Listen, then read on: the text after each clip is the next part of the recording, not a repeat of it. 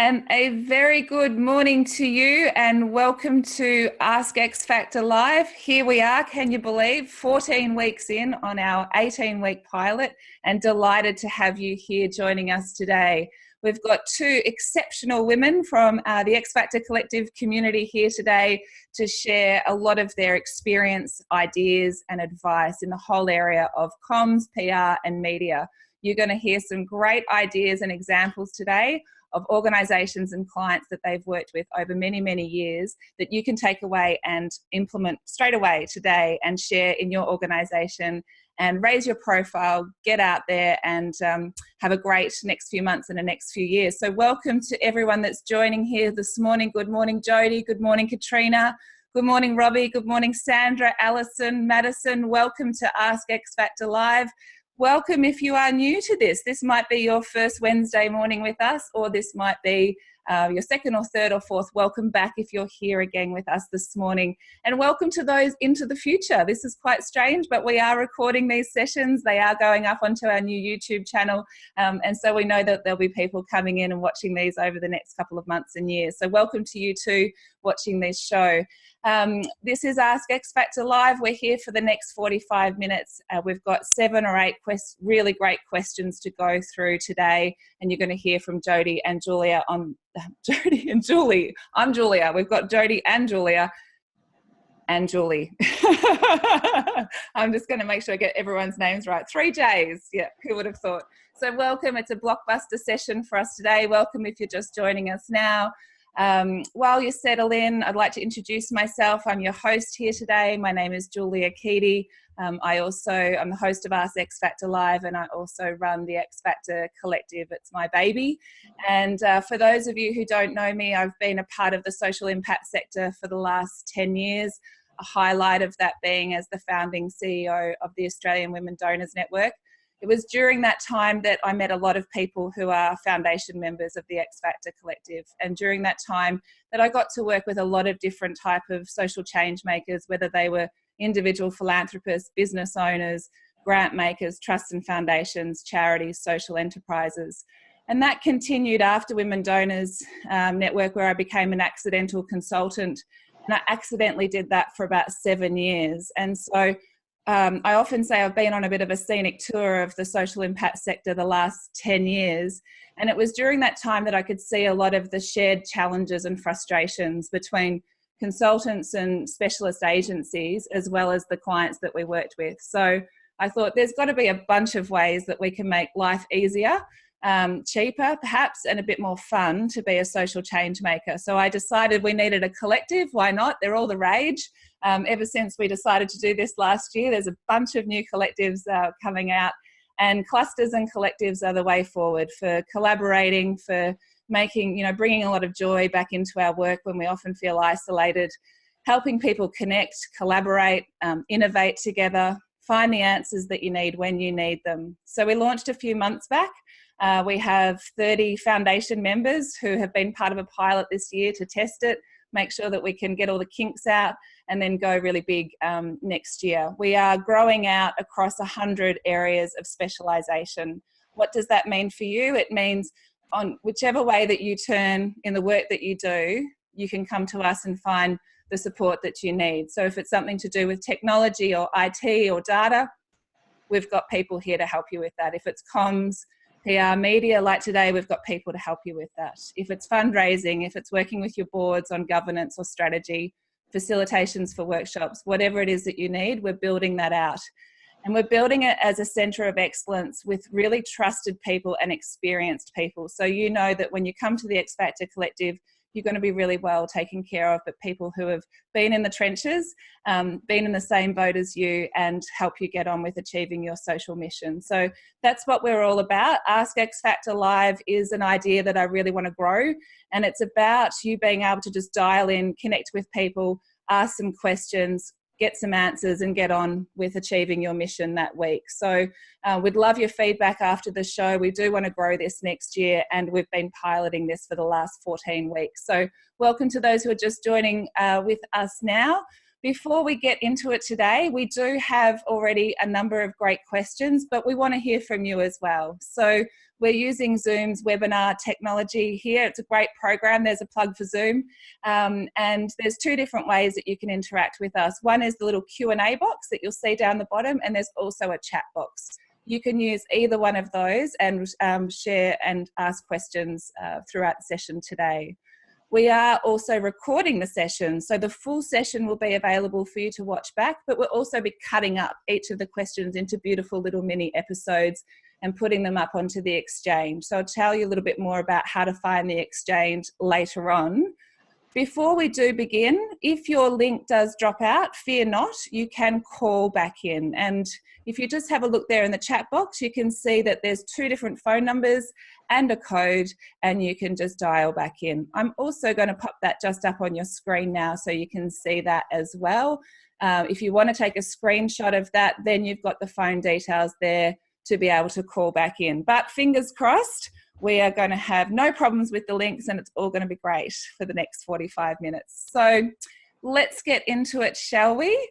I'm delighted to introduce these two beautiful women here today, women who I have been fortunate enough to work with on projects over the last many years, and delighted to have them as foundation members of the X Factor Collective.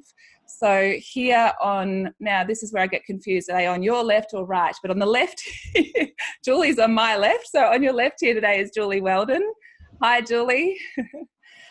Julie is the Managing Director of Jaw Communications Agency in Melbourne, works with clients all over Australia and possibly all over the world, I suspect, and has been a communications specialist for the last 20 odd years. And Jodie here on your right equally has been in the space for around 20 years and is the Managing Director of Progressive PR and Publicity, and worked in public relations for a very long time as well. So it's great to have you here today, ladies. How are you? Excellent. Great, thank you. Excellent, excellent. And I just thought before we got started, perhaps you could tell us a little bit about yourselves and maybe, you know, share with us one of those sort of standout PR moments in your career to date. Okay. Hi everyone, my name's Jodie Artis. I've been running Progressive PR now for about 20 years, I think last year, so quite a milestone. We have a small boutique, as we like to call it, agency, which means small, as everyone knows, working across lifestyle, not-for-profit, NGO, and a bit of government work. We've been very fortunate to work with organisations across Australia and international companies that we've helped launch products in Australia for, but probably our area of passion is working with not-for-profits. We love organisations coming to us with challenges and an idea or a concept that they want to create interest in, and helping them bring the story to life. Probably one of the great jobs that stands out in my memory that we worked on was a job for MS Australia, and it was a lovely chap who decided he was going to paddle from WA, I think it was Albany in WA, over right over to South Africa, and we had him in with a satellite phone and a raft of other materials, and we had him while he was solo paddleboarding across the strait, dodging Somalian pirates and a multitude of other things. We had him on the phone, on the satellite phone, chatting to the project and talking to a whole bunch of other people. So it was an incredible journey for someone, and an incredible feat, and he raised, I think it was $500,000 for MS, so it was a wonderful job to work on. But just the level of media interest, we were constantly getting phone calls, we want to talk to him, we want to talk to him. So he's actually trying to paddle to get to where he needed to be, and being interrupted like a rock star to do media moments. So it was a fabulous job and a very successful job for MS Australia. Wow, that's great. There's nothing like being able to throw the word pirate into your media release. How about yourself, Julie? Hi, I'm Julie Weldon. I've run Jaw Communications for the last 7 years. So we too are a relatively small or boutique agency. We operate out of Melbourne as our headquarters, but we've got teams of people based all over the place, from Queensland through to Western Victoria, down the peninsula. So we're actually a virtual team. we specialise in a range of different things, I guess. So it's hard to say perhaps that we specialise, but we work across the full gamut of communication, from internal communications and making sure that your employees actually know what your company is about, what your mission is, that they're actually connected and understand what they need to do to make sure that you actually achieve your business goals. But right through to external communications, we don't do quite as much PR as Jodie, but we do a little bit in that space as well. But essentially anything that really helps an organisation get understood, get to its message to the people that it really needs to communicate to. We work across the gamut of organisations too, from small and medium enterprises right through to higher education institutions, to some of the ASX listed companies. But a bit like Jodie, our passion tends to be around not-for-profits as well. So that's the organisations that the team really connect with and particularly enjoy doing on a day-to-day basis. Have you had any pirate stories as well, Julie? No, that's a bit hard to compete with. We're doing a lot of work at the moment. A lot of us have a very strong affiliation with rural and regional Australia. So we're doing a lot of work across rural and regional Australia, and the drought at the moment has been one of the big things that we're working on, and we might share a little bit more about that as we go through the day. Yeah, and I know from seeing your work firsthand, Julie, that there's a lot going on in that space, and I'm sure it's very, very touching and very rewarding work. It absolutely is. Yeah. Fantastic. Well, welcome if you're just joining us now. You're here at Ask X Factor Live. We're delighted to have your company here today, and feel free to ask your questions throughout the course of the day. Let me tell you a little bit about some of the topics we're going to be covering today. We're looking at what makes for a good news story. We all want to know that now more than ever because it's harder to get media coverage. How do we talk with the media? What does it take to get noticed? What might be some low-cost ideas for building your profile, and a lot more. So let's kick off into it, shall we? Julie, let's kick off with you and some insights that we'd love to hear about. The first question is about getting started. So the question is, we've got a great idea that we want people to know about and support. How do I start getting noticed, and what's the first thing that we need to do? Thanks, Julia. That is a great question, and I love the fact that people are really wanting to think about what they're doing and planning it. And that's exactly what the key thing is. It all starts with a plan. Unless you know who you want to reach, particularly why you want to reach them, what you're trying to achieve by actually communicating, or what you want to be known for, it's always going to be a bit hit and miss. You're never quite going to know whether you actually do really get that cut through. So it leads to being able to, to measure things, to being able to really understand what your key messages are. It does really take some time, and you need to step back and actually take that time to understand what it is that makes your organisation different. Who are you really trying to help? Who would be interested in that? Understanding what they currently think about your organisation or the issue that you're trying to raise a profile on. And so therefore, where do you need to get them from and to? Because all communication is making someone think, do or feel something different. So, and as I said, that needs to start with your employees. You need to make sure your employees, your volunteers, your board members are all completely aligned. And until they're aligned, you can't really go out and start consistently spreading that message externally. And again, I'm sure we'll talk about it later, but there's different ways of communicating different topics and different issues and different channels. Sometimes the media is absolutely the right place to go. Sometimes a more softly influencing strategy or some negotiation strategies are going to get you a better outcome. So really it does start with a plan, and certainly all too often we have people come to us because we do a lot of project work as well as work long-term with some organisations. And we've had organisations come to us and say, oh, can you do a brochure?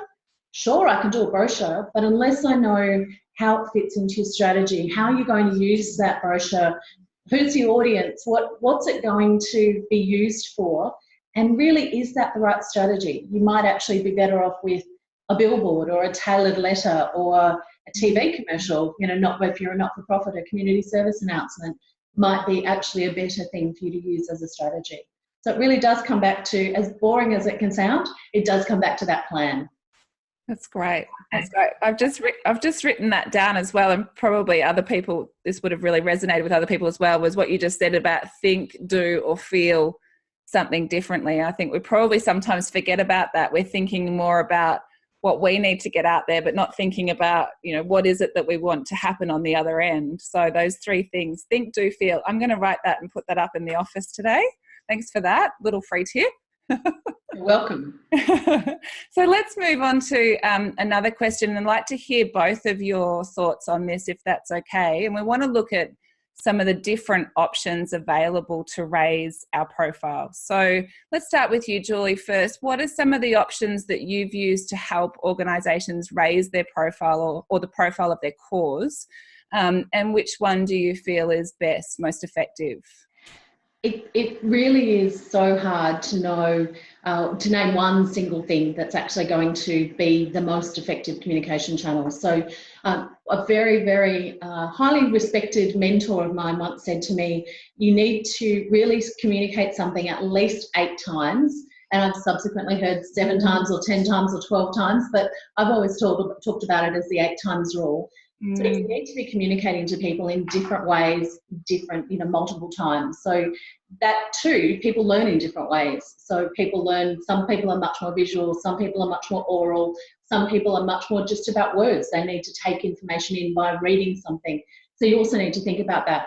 That said, we've done a range of different things. Events is probably the big one that a lot of people jump to because it can be a really easy way. A good event's not something simple to pull off. It does take a lot of planning and a lot of really clear, but there are so many different types of events too, from a small scale intimate dinners where they're almost like a briefing session, or they're the behind the scenes, the private conversations where you're just, going deep into a subject and giving people some insight.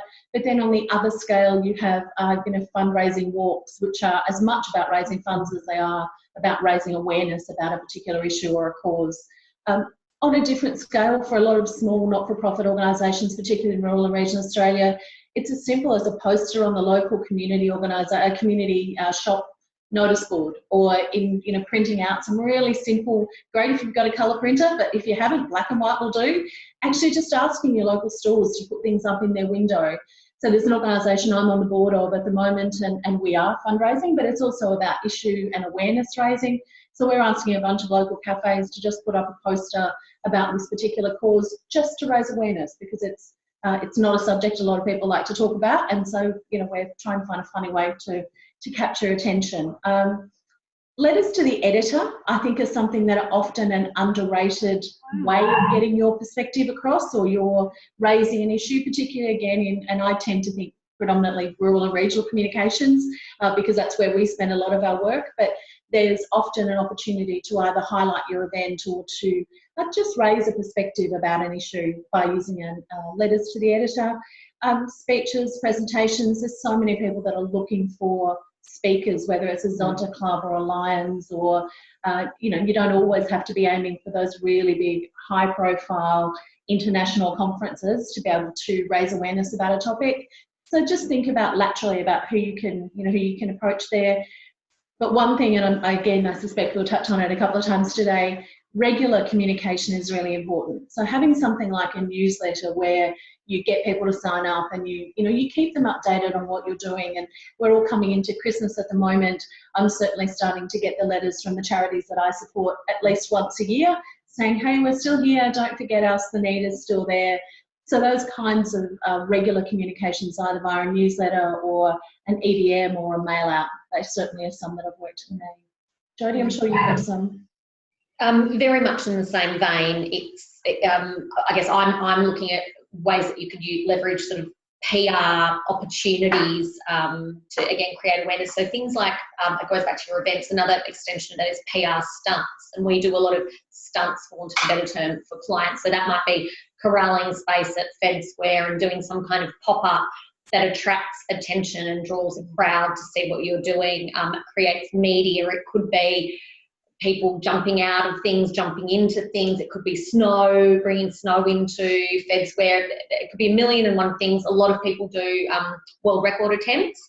So we find that that's quite a 1,000 people tangoing at Fed Square, or, those kind of things work quite well and draw a lot of attention. They do take work and a lot of input, but the media coverage that you get as well as the engagement from the crowd can be, well worth it. we talk about research, and we'll go into this a bit later in these discussions. But research, we always say to people, it doesn't have to be reach tell, or it doesn't have to be sponsored research. A lot of organisations collect their own data through a variety of ways, be it online sales, so they have a CRM program in the background, or phone calls. We suggest to clients to look at what you have access to in terms of data and look and see what you can actually shape to create a news story. There's that old saying that my father used to say, a stereotype occurs because a large group of people behave the same way. So if you think about it, what you're going to people with is anecdotal data around behaviour, potentially around a specific time, and you're able to say to media, this is what people are doing. And media love the idea of the research. They love the idea of the data. And if you have a chunk or a group of people behind you, 1,000, 2,000, well, as we said before, Reach Tell only surveyed 2,000 people, and they're legitimate and qualified research that the media engage with constantly. You're on a winner there. You've got great access to information for media. We also say media releases, a media release with a specific offering. It might be hints and tips. If you think about, as an example, the life savings organisations will usually put something out around Christmas time because it's topical, because everyone's swimming. It's responsible because that's their job as a governing body, and it generates media because the media say, oh, we should be across this at the moment. They might have hints and tips, 5 ways to save a life, or 5 things to know that people are in danger. Without a doubt, your expertise in that area as the governing body or the authority voice will generate media interest. And it's a really low cost and highly engaged activity that doesn't take a lot of input to do. The other thing that we often say is connect with like-minded brands, or connect with profile brands. If you're a not-for-profit, or you're a small organisation and you have altruistic values, there are corporates who are often keen to partner with you because they want the general good feeling that comes from undertaking charitable activity. And an example that I can think of is we have a client that's a tourism activation, and each year they dress someone up as Santa, and we get a not-for-profit to come in and we get this Santa to give presents. So it's a bit of a stunt because it's a high profile location and the Santa swings from a great height. So media come down and cover it, and then they've got the warm and fuzzy with the young children there, the sick children who are getting something from, and the spokesperson from the organisation is there, the charitable organisation. So they cover the cost. Our client covers the cost for the charitable organisation, and they get to give something fabulous for their stakeholders, and they also get great media attention from it. So I guess the key probably is thinking out of the box, really, isn't it, Julie? Absolutely. That's it. Thinking out of the box and having, being able to have a brains trust to work with as well, like just being able to sit around the table and brainstorm ideas. Sometimes we get, so close to our own ideas, don't we? So valuable. Can I just pick up on one of the things there? It's just something that we've seen many, many, many years now is the Guinness World Record. And I just wanted to check, what is the currency on that? Is it still something that works, Jodie, that you find is quite effective? Look, definitely. I think it's gone through a period, it's come back into fashion. Right. Because of social media and other activities. It was very much maybe a daggy thing to do 10 years ago, but now, because you are able to galvanise people into action through social media channels, if you want 10,000 people doing something in a location, it can happen, and it can happen really quickly. And I think, so long as you pick something that matches with your brand values and you don't do something that's, 10,000 people in a park eating chocolate cake and it has no connection to your organisation, well, then it's not going to work. It has to be something that maybe is irreverent, maybe is visually striking, but also something that people feel connected to and compelled to come and be part of. Okay, good to know. Oh, there goes my voice. Hang on, it's back. That's really good to know, and good for you listening in today to maybe think about that if you haven't thought about some of those ideas for activations for next year. So that's fantastic. Thank you, ladies. Let's move on to the next question. The question is for you, Jodie, if that's okay. What makes for a good story for the media? Okay, that's a very big question. So I guess probably what I would say is, there's many elements to it, but at its core is media tells stories to people. So in order to have a good story to tell, it needs to be authentic and it needs to be true. Media are interested in, I think now that with the social media and digital age, we're more connected than ever, and everyone's self-publishing memoirs. People who haven't really done that much in their life are publishing memoirs, but people are telling their own stories constantly. So media are looking to understand what your story is and who you're going to use to tell that story. So, some of the key things that we would say is finding a different perspective on a topical issue is always, is always something that interests media. So we've had a couple of clients. One is a hypnotist who works in the excessive alcohol consumption space, and another one is a matchmaker, an old school matchmaker, and she's fabulous. So she comes out, and when they talk about digital media and being more connected than ever and being lonely, she comes in and poo-poos the idea and says we need to go back to old-fashioned dating and we need to not hit Tinder. And so she stirs up a bit of controversy because she says, well, I've been doing this for 50 years, so I'm successful and I know. She goes against the grain of what's being discussed currently in the media landscape. And so she pops up when everything's bubbling away. She's the one that floats to the very top, and she's the loudest voice because she's going against what everyone else is saying. Equally, our hypnotist client, she talks about excessive alcohol consumption being a symptom of larger problems. She deals with the larger problem, and then she believes you can go back to drinking alcohol in healthy and normal ways.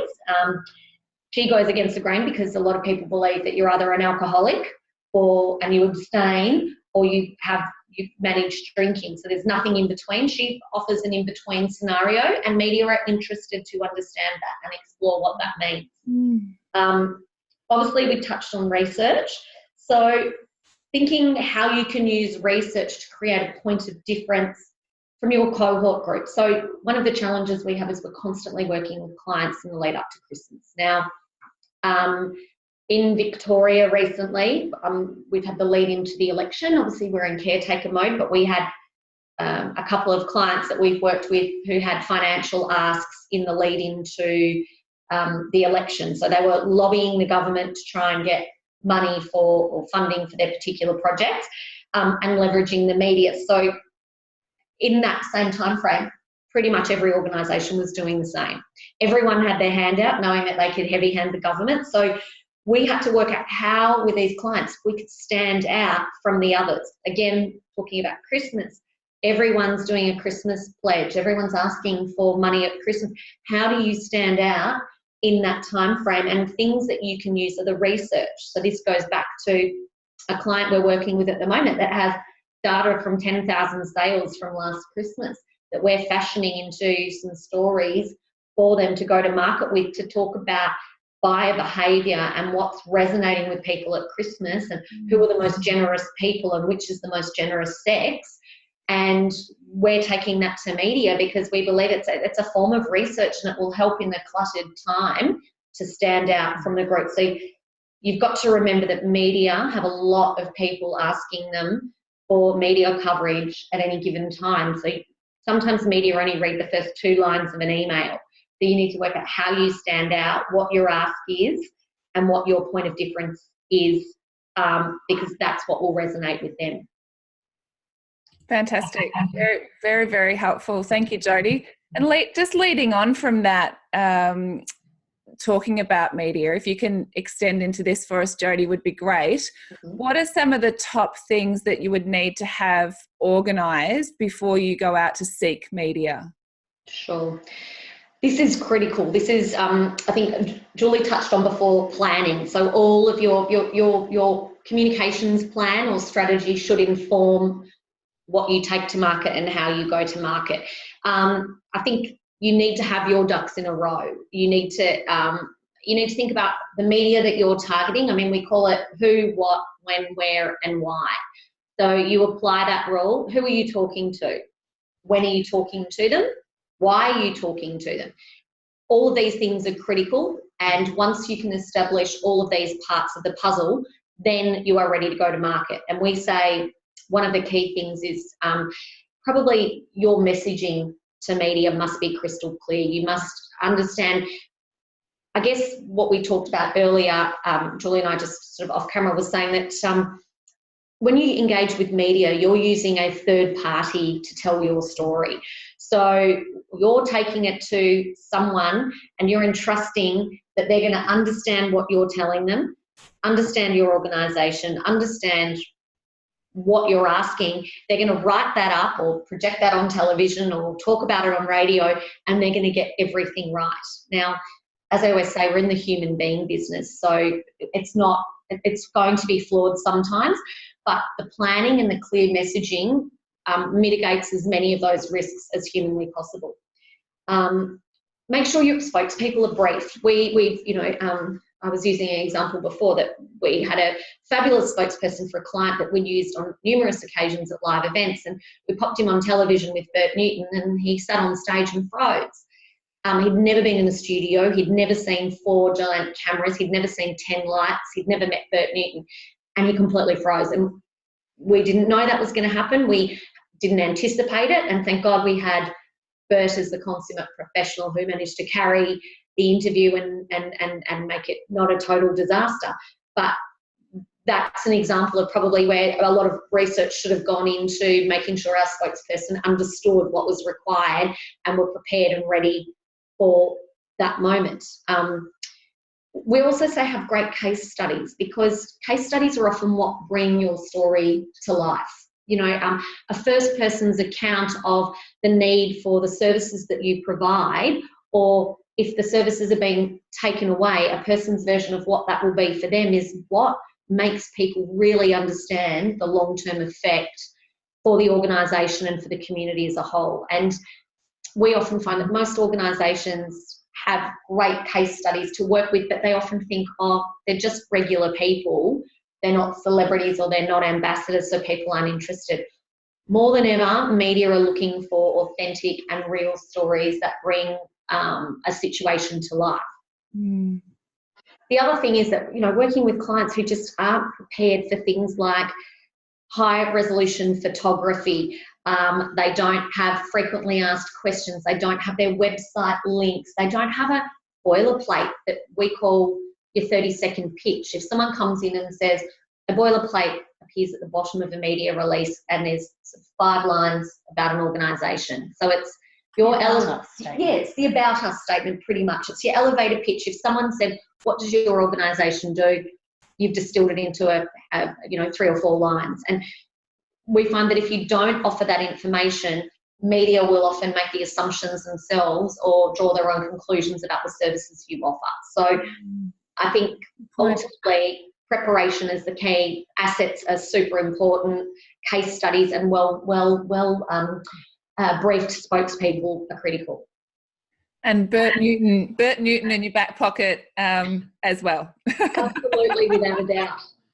And if anyone doesn't know who Bert Newton is, just Google him. He's a bit of a superstar in Australia for a very long time. True. Beautiful. Thank you for that. Thank you for that, Jodie. I'm just going to let you ladies grab a glass of water and share some information with our participants here today. Just to let you know that we are at the 14-week mark of an 18-week pilot with Ask X Factor Live. We hope you're enjoying the show here today so far. And just to let you know that we do have another 4 weeks left between now and Christmas. We've got 5 of our specialist consultants here over the next 4 weeks.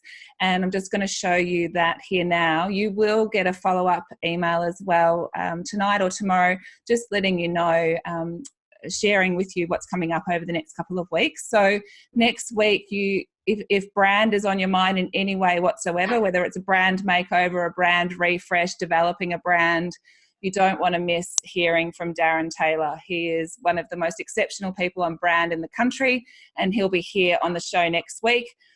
Followed after that, we've got amazing people looking at how to use data and research, and if you're planning any research or informing a project next year from research, come and listen to Brenda and Annette. Followed by Rebel Black, who has just got the best name in the country. And she's going to be she works with a lot of small businesses and small organisations as a coach. And then Leanne Hart, who is working with a lot of B Corps, and she's going to be helping people understand getting themselves ready to be a B Corp, or if they're already a B Corp, how they can grow and accelerate as a B Corp. Very exciting members, part of the X Factor Collective, who'll be here with you. And I just want to share as well what we're doing. Is building this whole knowledge community, I guess, building this knowledge exchange where you can come and find answers, and you can come and connect with people to work with you for a day or a week or a month or a year, whatever it might be. That's what the X Factor Collective is all about. But part of that is helping you get answers as freely as possible as well. And that's part of our social mission. So you'll see here on YouTube now, we have the exchange, which has just gone live about 7 days ago. And we're already nearly up to about 1,000 views. So people from all over the world are jumping online and meeting the gorgeous people in our X Factor Collective. And the recordings from this over 18 weeks and the little questions that we're answering are all being cut up beautifully that you can go back and you can watch here, or you might be watching us here from the exchange today. So hello to you into the future. And so this is going to be 125 videos by the end of 2018, and we're growing it out to 500. We want to have 500 questions and answers on here that you can come in and find answers to things that you need to get on with achieving your social mission. That's part of our social mission, to help you achieve yours. So they're just a couple of things that we're doing and why we're doing it, and we hope to see you over the next couple of weeks back here on the show. So let's jump back into it. We're here today with Julie Weldon and Jodie Artis. So excited to have you here, ladies, talking about one of my favourite topics. I started life as a journalist 25 years ago, so it's great to talk about communications and PR, all the different tactics and tools that we have available to us today. Definitely a lot more than we had 25 years ago. So let's jump back into it, Jodie. We've just been talking about the media, and I just want to round out this area about dealing with traditional media, I guess. And the question is, how do I know who to talk to in the media? Look, that's an interesting question because, describe what media means now. Probably when Julie and I started, it was quite simple. It was print, radio, TV. That was kind of it. Now there's the brave digital world, and then there's the social world. And so, it can be very confusing for an organisation to know where to start. But I think the most critical thing is to identify who your people are.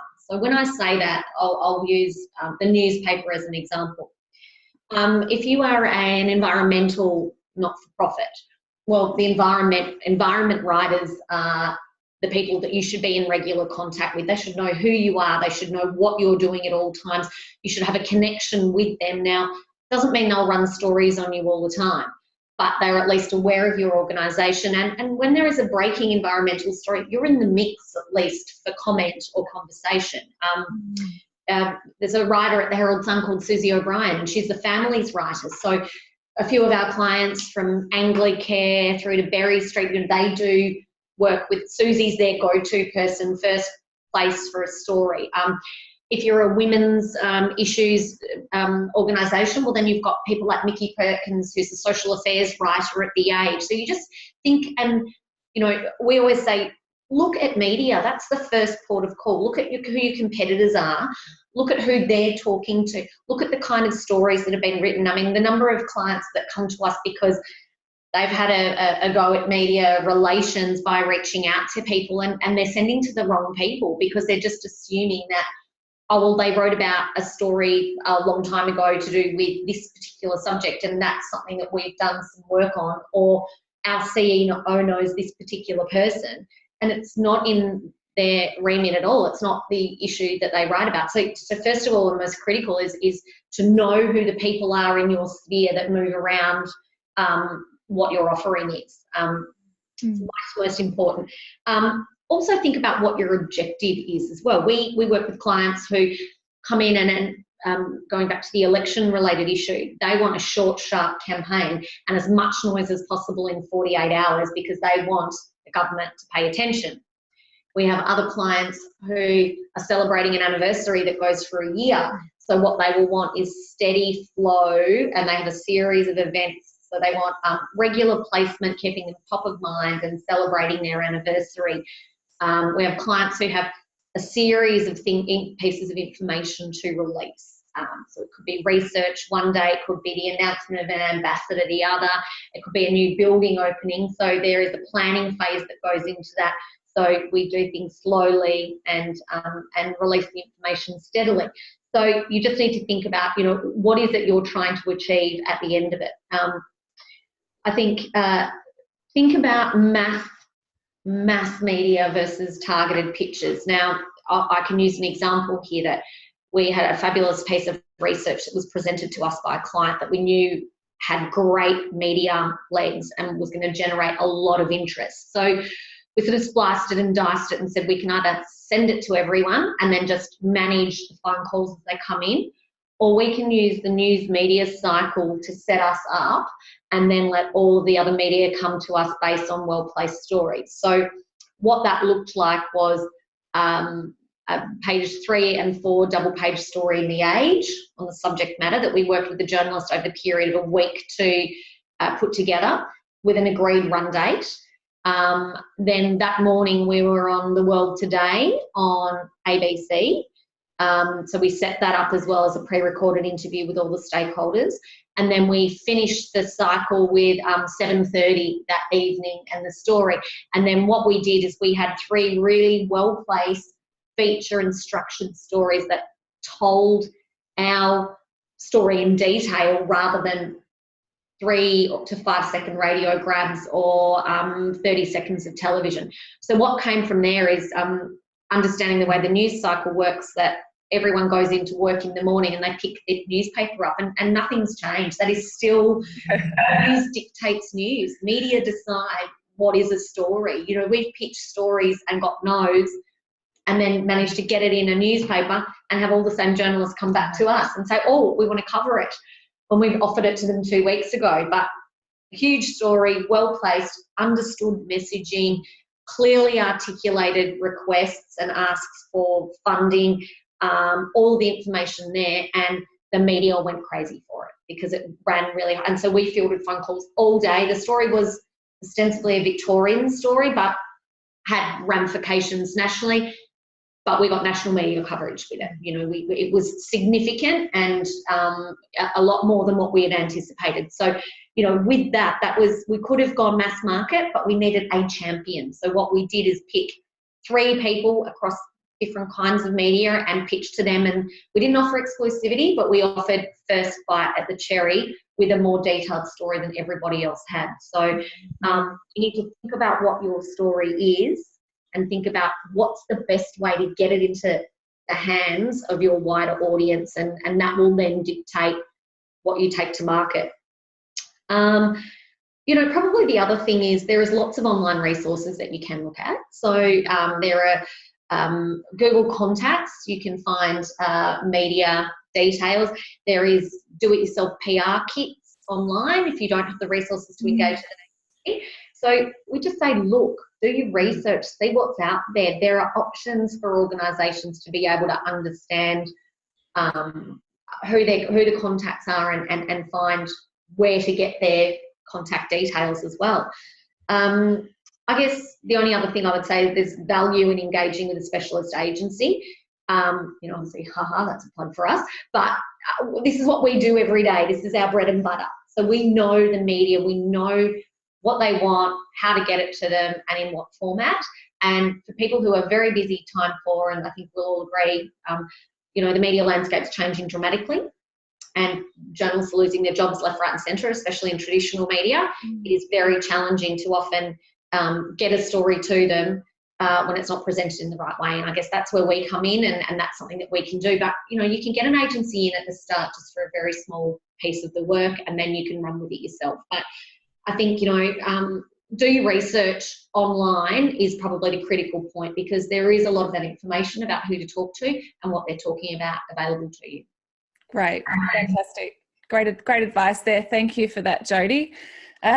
Let's move across into a different type of media, social media, and unpack that for a bit with you, Julie, if that's okay. So this is a very common question that you both hear a lot of, and that is, do I need to be on social media, and what should I say, and how often should I say it? How often should I be posting?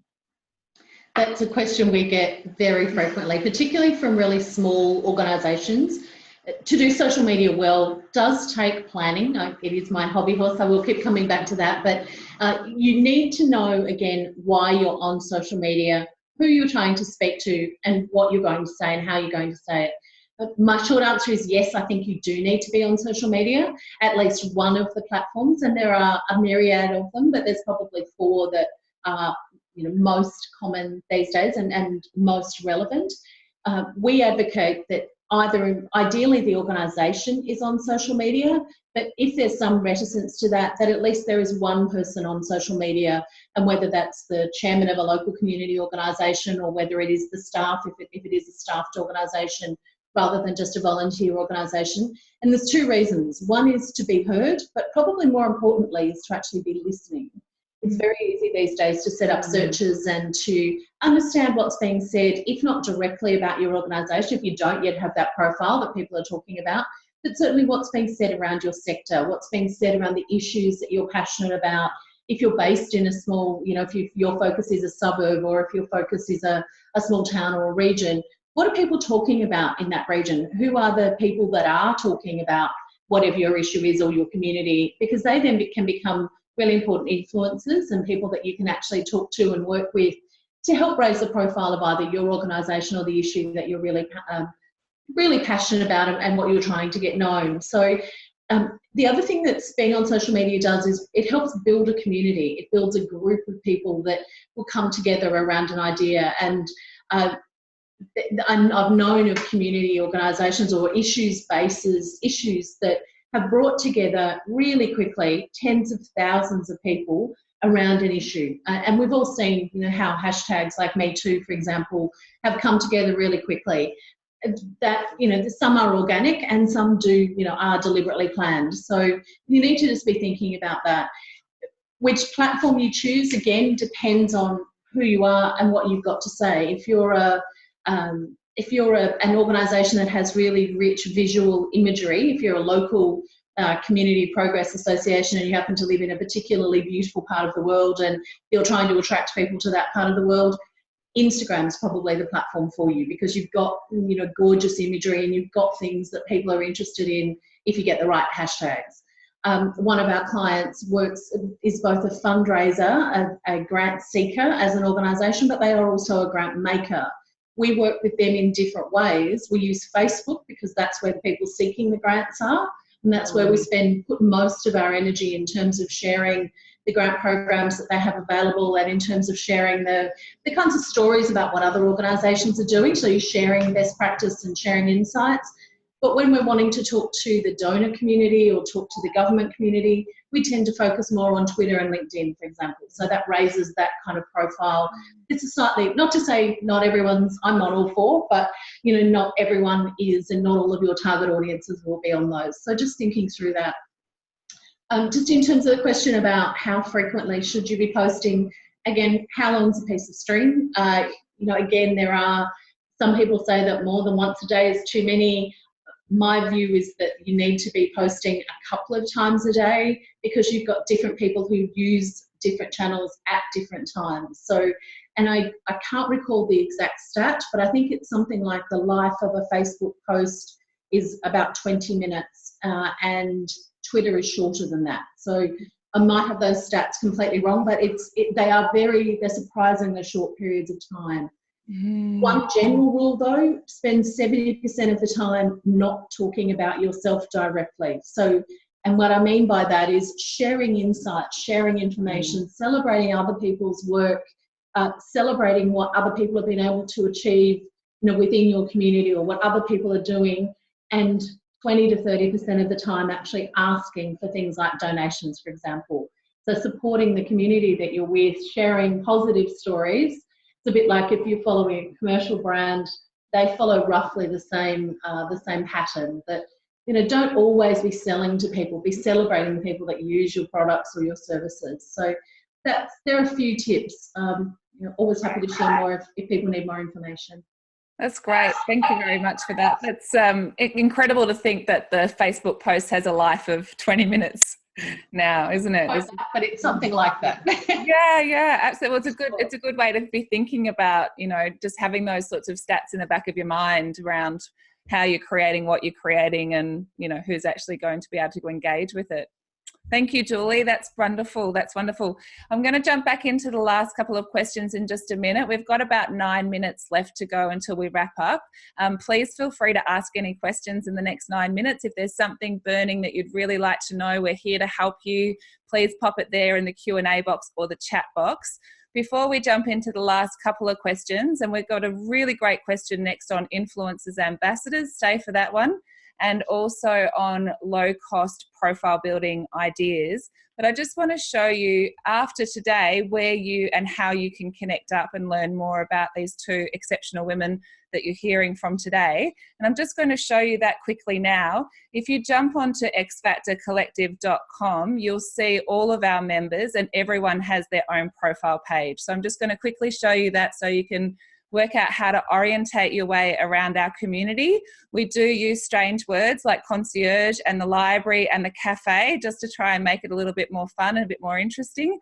But you'll see here is our communications and marketing group, and you can see these beautiful faces here, Julie and Jodie. If you click in on the faces, it will take you through to everyone has their own profile page where you can read about them, their available services, areas of specialisation, and some really beautiful testimonials of people that have worked with Julie and Jodie as well.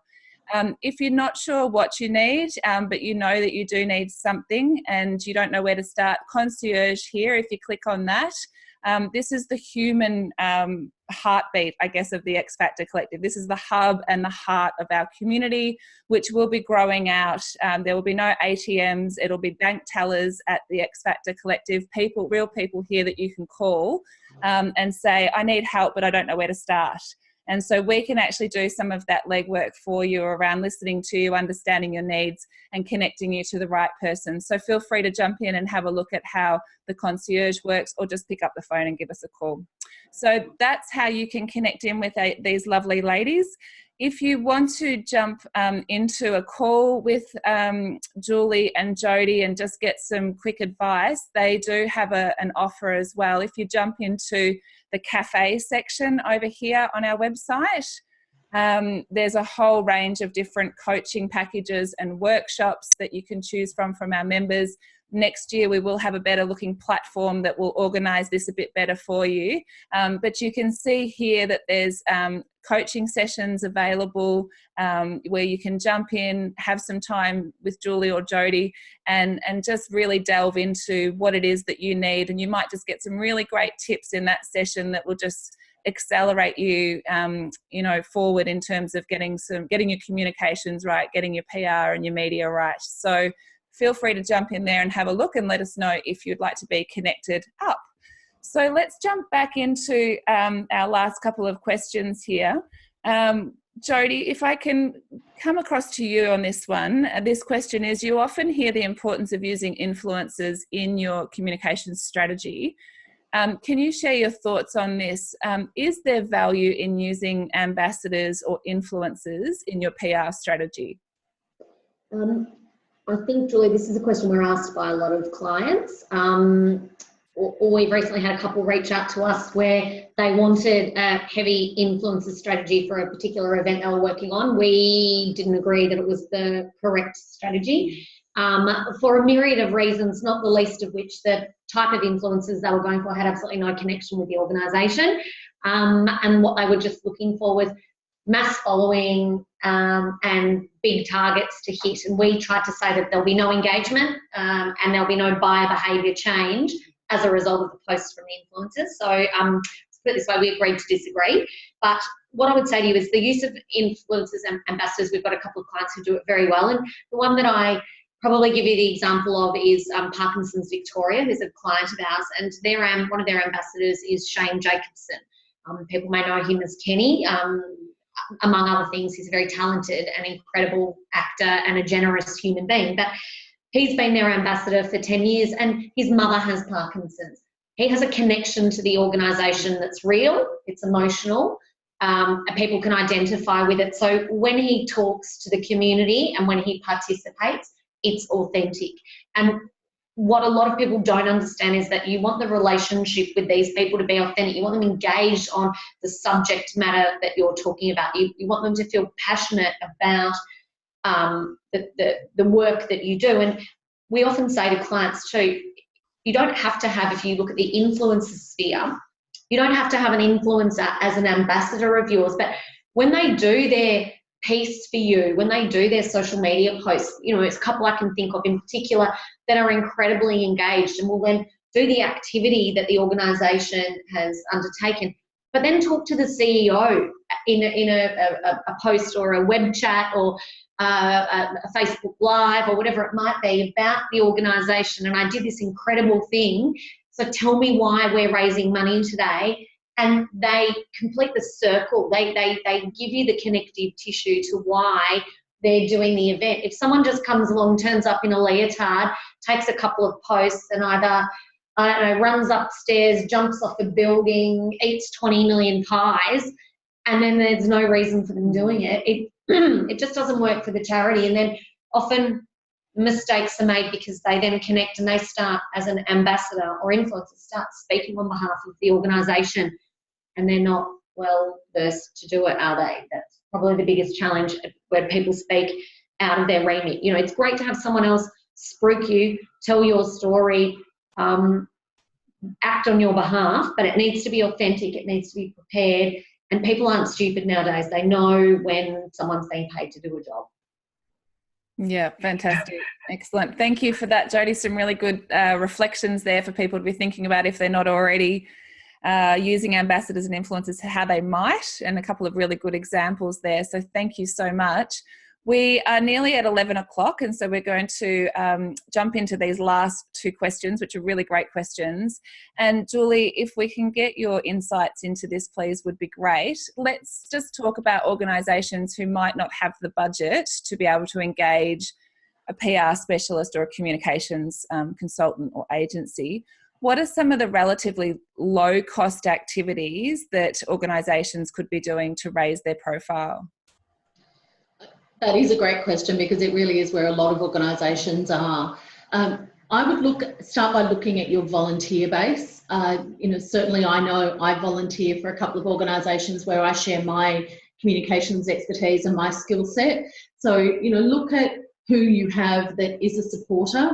There's a lot of uni students at the moment doing PR and comms degrees, and they have to do projects. So engage with your local universities. If you've got a particular campaign that you want to run, or your local universities or TAFE colleges, connect with them to see if you can tap into their skills. If I can jump into, the critical thing about that is it's not slave labour. No, the universities cover insurances.